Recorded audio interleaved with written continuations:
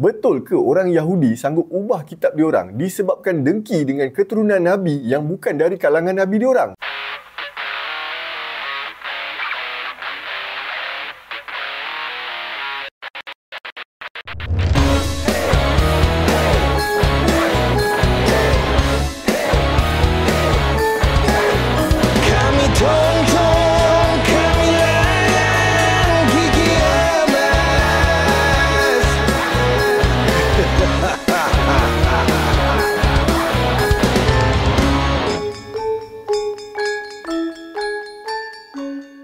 Assalamualaikum dan salam Melaka bersejarah. Alhamdulillah, kita dipanjangkan umur untuk berjumpa lagi dalam video ni. Sebelum aku nak start cerita, aku nak jelaskan dua perkara berdasarkan dua jenis komen yang menarik perhatian aku. Dan aku minta maaf awal-awal kalau penjelasan ni membuatkan intro aku jadi panjang dan membuatkan korang bosan. Tapi aku rasa penjelasan ni penting untuk pengetahuan am korang. Yang pertama, ada orang yang mempertikaikan cara sebutan aku dalam video bahagian 1.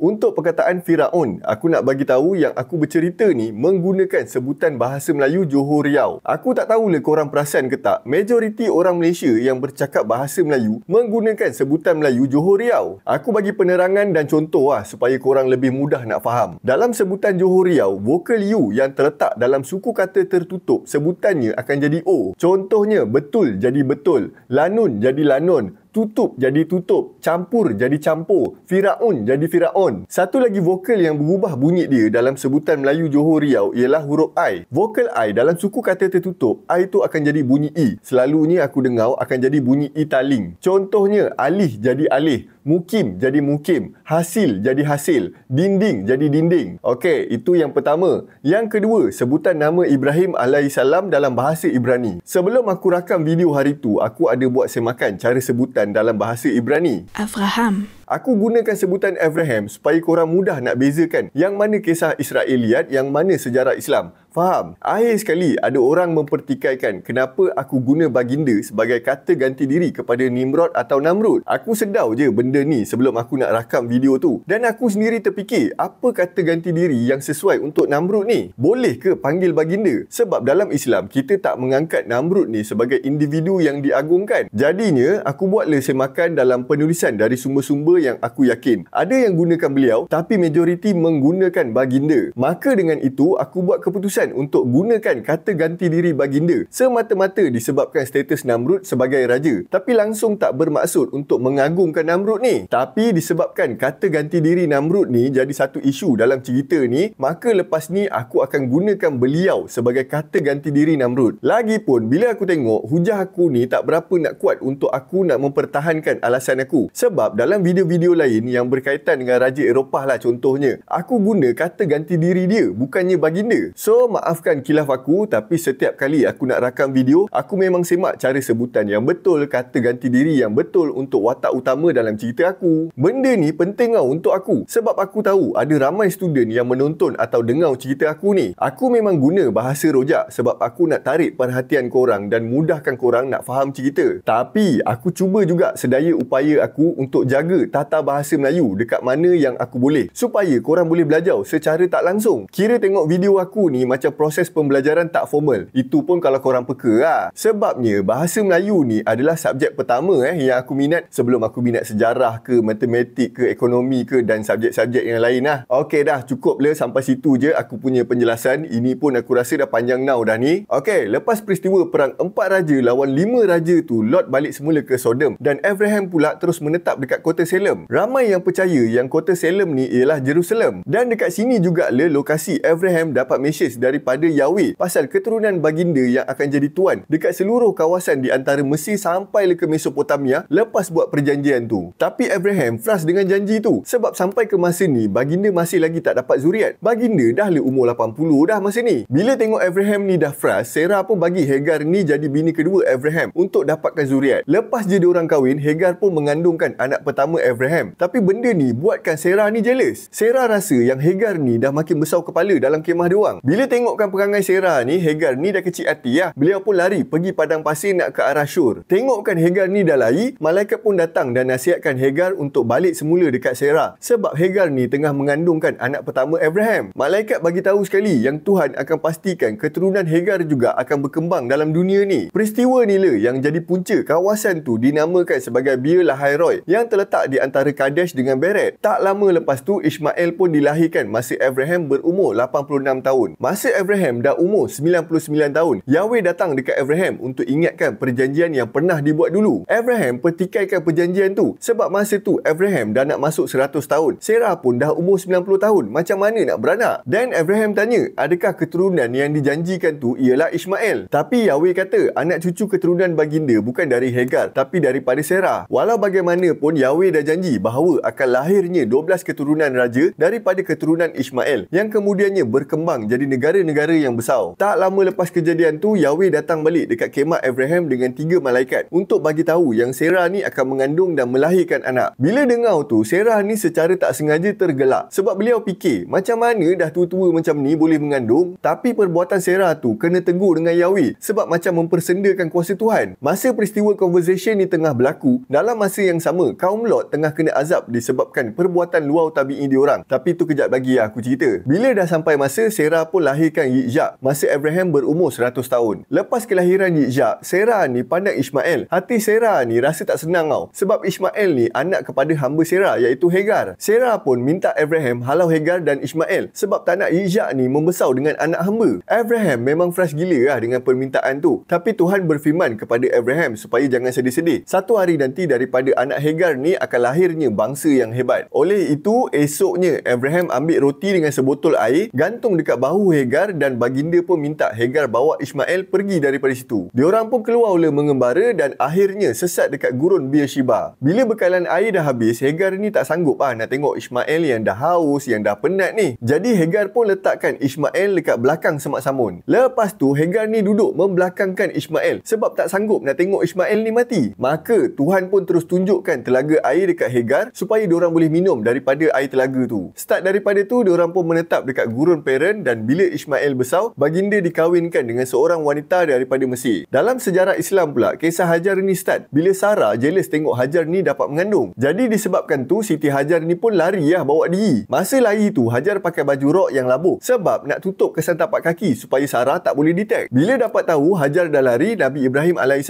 pun keluar pergi cari. Akhirnya Nabi Ibrahim AS jumpa diorang dan bawa diorang cross gurun daripada Syam pergi ke Mekah. Kemudian Nabi Ibrahim AS tinggalkan diorang dekat Mekah di atas perintah Allah Subhanahu Wa Taala. Masa tu Mekah ni satu kawasan yang dah ditinggalkan sebab tanah dekat situ dah tandus. Nabi Ismail AS yang masa tu kecil lagi dah rasa haus, tapi bekalan air Hajar ni dah habis. Hajar ni tak sanggup nak tengok Nabi Ismail AS ni haus. Jadi Hajar pun terus pergi dekat Bukit Safa untuk tengok ada tak orang lalu. Kalau ada orang lalu, boleh nak minta air, tapi tak nampak seorang pun lalu dekat situ. Jadi Hajar ni berlari pula pergi ke Bukit Marwah, pun tak ada orang juga. Demi anak punya pasal, Hajar pun pergi balik Bukit Safa dengan Bukit Marwah ni sebanyak 7 kali. Peristiwa ni lah yang jadi sejarah dalam rukun sa'i yang dijalankan dalam ibadah haji dan umrah oleh orang Islam. Masa Hajar dah nak sampai dekat Bukit Marwah untuk kali ke-7, Hajar dengar ada suara yang suruh beliau diam. Mungkin bermaksud berhenti, diamkan diri ya. Lepas tu malaikat datang bawa Hajar pergi ke satu tempat yang bernama Zamzam. Malaikat pun kais tanah guna kaki. Ada juga riwayat yang kata malaikat kais tanah guna sayap malaikat. Maka terbitlah sumber air. Siti Hajar pun ambil air tu dengan tangan, tuang kat dalam bekas, lepas tu minum air tu. Lepas dah minum tu, Hajar pun susukan Nabi Ismail AS. Dan malaikat cakap, janganlah engkau takut disisiakan sebab dekat sini lah akan didirikan Baitullah oleh anak ini, yakni Nabi Ismail AS bersama ayahnya, yakni Nabi Ibrahim AS. Dan Allah takkan sisiakan keluarga ni. Bila wujudnya mata air ni, iaitu telaga Zamzam, banyaklah pedagang yang lalu dekat kawasan tu. Kaum yang pertama sampai dekat kawasan tu ialah kaum Jurhum. Kaum Jurhum ni datang daripada selatan semenanjung Arab yang dah jadi tandus. Bila sampai dekat Mekah, diorang terus menetap dekat situ dan bergabung dengan Siti Hajar dan Nabi Ismail AS. Nabi Ismail AS dikahwinkan dengan orang Arab dekat situ dan daripada keturunan baginda lahirlah kaum Quraisy yang menjadi keturunan Nabi Muhammad SAW.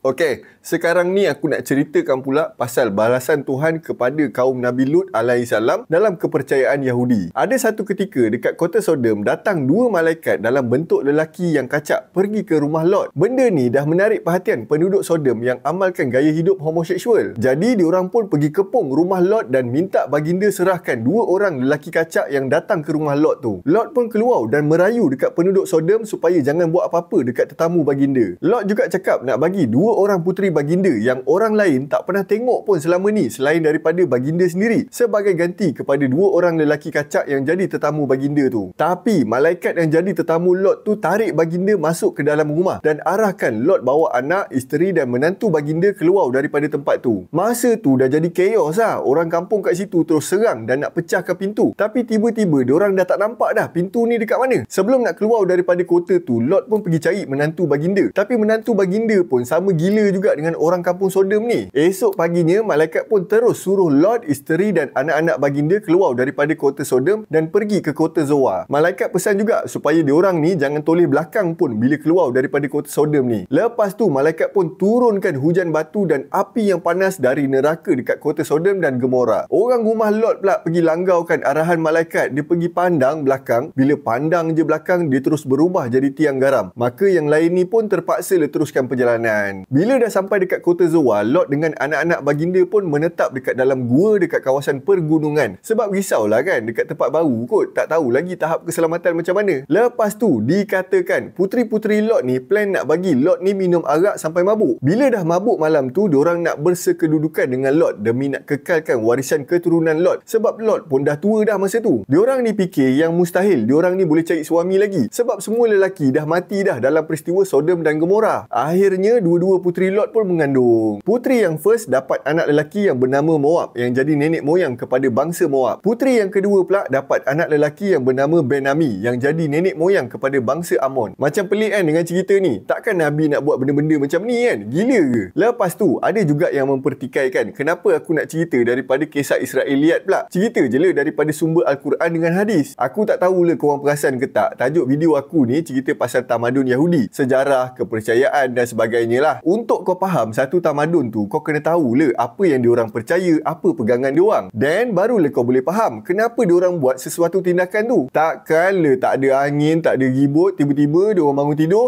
okey, aku rasa hari ni aku nak conquer Baitul Muqaddis lah. Takkan tiba-tiba je, mestilah ada sebab dia. Cumanya, aku buat juga perbandingan dengan sejarah Islam supaya korang ni tak adalah terpesong atau terkeliru, faham tak? Jadi, balik pada peristiwa kaum Nabi Lut alaihissalam tadi tu, dalam surah Al-Safat ayat 133, Allah Subhanahu Wa Taala ada tegur ahli kitab yang Nabi Lut alaihissalam ni adalah rasul yang sebenar. Allah Subhanahu Wa Taala juga selamatkan Nabi Lut alaihissalam, keluarga dan pengikut baginda, kecuali isteri baginda. Sebab untuk pengetahuan korang, orang rumah baginda sendiri nak kekal dekat kota Sodom ni, dia ingkar dengan amaran Nabi Lut alaihissalam dah bagi tahu di atas perbuatan fahisyah diorang atau perbuatan luar tabi'i diorang. Orang rumah Nabi Lut alaihissalam bukan jadi tiang garam, tapi dia sekali dengan orang kampung dia kena azab daripada Allah Subhanahu Wa Taala. Lepas tu Nabi Lut alaihissalam juga tak offer puteri baginda untuk diperkosa oleh penduduk Sodom masa diorang kepung rumah baginda tu. Gila. Baginda sebenarnya offer diorang untuk kahwin dengan puteri-puteri yang ada dekat kota Sodom demi urusan yang halal. Last kali pasal peristiwa Nabi Lut alaihissalam minum arak dan bersekedudukan dengan puteri-puteri baginda tu langsung tak ditulis dekat dalam Al-Quran sebab benda tu dah bertentangan dengan sifat-sifat kenabian. Orang Islam wajib beriman bahawa Nabi Lut alaihissalam adalah rasul yang benar dan bersifat maksum daripada melakukan dosa, apa lagi nak buat dosa sumbang mahram. Jadi cerita ni mungkin dah ditokok tambah sebab penulis Alkitab nak hina keturunan Nabi Lut alaihissalam, iaitu kaum Moab dengan kaum Amon. Bagi orang Yahudi ni, Bani Israel je yang baik pada zaman tu. Bangsa yang lain ni disifatkan sebagai orang gasar ataupun bangsa yang buat dosa. So sekarang ni kita sambung balik kisah Nabi Ibrahim alaihissalam dalam cerita Israeliat. Nak dijadikan cerita, pada satu hari Tuhan bagi tahu Abraham supaya bawa Ishak pergi ke Gunung Moriah untuk dikorbankan dengan korban api. Jadi esoknya Abraham bawa Ishak dengan dua orang hamba baginda untuk pergi ke tempat yang diarahkan oleh Tuhan tu sambil bawa barang-barang untuk upacara korban api. Lepas 3 hari dah berjalan, diorang pun sampai dekat Gunung Moriah. Bila sampai tu, Abraham minta dua orang hamba baginda tu tunggu dekat kaki gunung. Diorang nak naik atas. Dah sampai dekat atas tu, Abraham pun bina altar dan susun kayu api. Ishak pun heran lah. Baginda pun tanya, mana haiwan korbannya? Abraham pun jawab yang Tuhan akan bawa sendiri haiwan korban tu. Bila dah siap altar tu, Abraham Abraham terus ikat tangan dengan kaki Ishak dan letak dekat atas altar tu. Baru je Abraham nak sembelih Ishak, malaikat pun datang untuk hentikan perbuatan Abraham. Malaikat pun bagi tahu yang Abraham dah pun membuktikan yang baginda cuma takut dan cintakan Tuhan semata-mata. Lepas tu Abraham ternampak seekor kibas besar yang tanduknya tu tersangkut dekat ranting pokok. Maka Abraham pun guna kibas besar tu sebagai ganti kepada korban baginda. Abraham juga namakan tempat tu sebagai Adonai Jairah, yang bermaksud tempat di mana Tuhan kelihatan. Lepas daripada peristiwa tu, Abraham dengan Ishak pun terus pergi ke Beersheba dan menetap dekat sana. Tak lama lepas peristiwa tu, Sarah pun meninggal dunia dekat Kiryas Arba atau sekarang ni dikenali sebagai Hebron. Abraham pun berkabung dan beli gua Mahpelah daripada Yifron, owner tanah yang berbangsa Hiti, dengan harga 400 shekel wang perak sebagai tempat permakaman Sarah. Kisah pasal penyembelihan Nabi Isa alaihissalam ada juga diriwayatkan oleh Muhammad Ibnu Jarir Al-Tabari dalam kitab Al-Rusul wa Al-Muluk, yakni sejarah Rasul-Rasul dan Raja-Raja. Tapi jumhur ulama mengatakan yang putera Nabi Ibrahim alaihissalam yang diperintahkan untuk disembelih tu ialah Nabi Ismail alaihissalam. Sebabnya masa Nabi Ismail alaihissalam dah umur 14 tahun barulah Nabi Ishak alaihissalam dilahirkan. Pendapat ni disebabkan ada perkataan yang bermaksud hanya seorang anak yang menunjukkan bahawa firman Allah Subhanahu Wa Taala merujuk kepada Nabi Ismail alaihissalam sebelum lahirnya Nabi Ishak alaihissalam. Dalam surah Al-Safat ayat 99 sampai ayat 113 ada ceritakan peristiwa Nabi Ibrahim alaihissalam yang sangat gembira bila dapat zuriat. Bila anak tu dah besar, Allah Subhanahu Wa Taala perintahkan Nabi Ibrahim alaihissalam melalui mimpi supaya sembelih anak tu. Anak baginda yang sangat taat kepada perintah Allah Subhanahu Wa Taala langsung tak bantah atau melawan, ikut je. Disebabkan tu Allah gantikan anak baginda dengan seekor kibas yang sangat besar. Jadi persoalannya, siapa yang disuruh untuk disembelihkan tu? Maka jumhur ulama berpendapat bahawa Nabi Ismail alaihissalam lah yang diperintahkan untuk disembelih, sebab ada kisah tentang wujudnya tanduk kambing dekat Baitullah dan dibiarkan kering selama ribuan tahun. Lepas tu perayaan korban dengan kambing ni dah dilaksanakan dekat Mekah sebelum kedatangan Islam lagi. Ini menunjukkan yang ada peringatan terhadap peristiwa ni dekat Mekah, sedangkan orang Yahudi tak jadikan peristiwa ni sebagai perayaan pun dalam kepercayaan diorang. Ayat dalam surah Al-Safat juga menceritakan pasal berita gembira terhadap kelahiran Nabi Isa alaihissalam betul-betul lepas habis kisah pasal anak yang diperintahkan untuk disembelih ni. Maksudnya peristiwa korban ni berlaku sebelum kelahiran Nabi Isa alaihissalam. Last kali Khalifah Umar Abdul Aziz pernah tanya kisah ni dekat seorang orang Yahudi yang dah masuk agama Islam. Orang Yahudi tu cakap putera yang nak kena sembelih tu sebenarnya ialah Nabi Ismail alaihissalam. Orang tu juga cakap orang Yahudi ni sebenarnya jealous dan dengki dengan peristiwa tu sebab peristiwa tu berlaku bukan dalam kalangan Nabi diorang. Jadi orang Yahudi ni ubah perkataan dalam kitab diorang. So itulah penerangan pasal peristiwa korban tu tadi. Sekarang ni kita balik semula pada kisah berdasarkan kitab Genesis Yahudi ni tadi. Bila Ishak dah besar, Abraham nak carikan isteri untuk Ishak, tapi baginda tak nak Ishak ni kahwin dengan perempuan bangsa Kanaan. Abraham nak Ishak ni kahwin dengan bangsa keturunan Abraham, iaitu bangsa Amor. Jadi hamba Abraham pun bawa Ishak pergi ke kota Nahor, kota yang dinamakan sempena nama adik Abraham. Sampai je dekat sana, diorang terus pergi dekat kawasan telaga di mana kebanyakan wanita akan datang dekat situ untuk ambil air. Tak lama lepas tu datang seorang wanita yang bernama Rebecca dekat telaga tu untuk ambil air. Rebecca ni cucu kepada Milka dan Milka ni pula isteri kepada Nahor. Hamba Abraham pun datang dekat Rebecca untuk minta air. Rebecca pun bagilah air untuk diminum dekat hamba Abraham ni. Lepas tu hamba Abraham minta bagikan air dekat 10 ekor unta diorang. Settle je bagi minum dekat unta-unta tu, hamba Abraham pun keluarkan dan bagi dekat Rebecca sebentuk cincin emas yang berat setengah shekel dan 2 gelang emas yang berat 10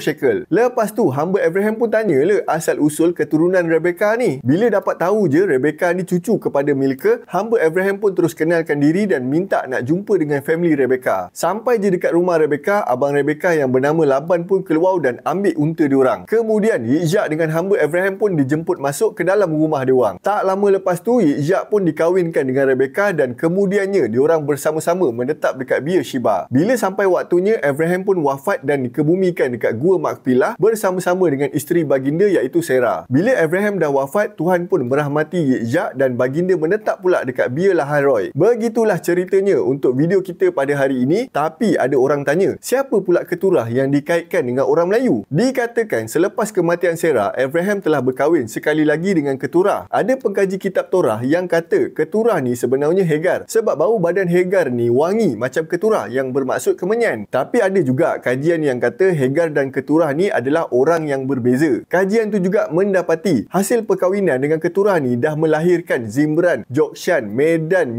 Midian, Ishbak dengan Syua. Semua anak keturah ni telah dihantau ke tempat yang berbeza untuk membentuk bangsa diorang sendiri sebab tak nak diorang ni membesar dengan ijak.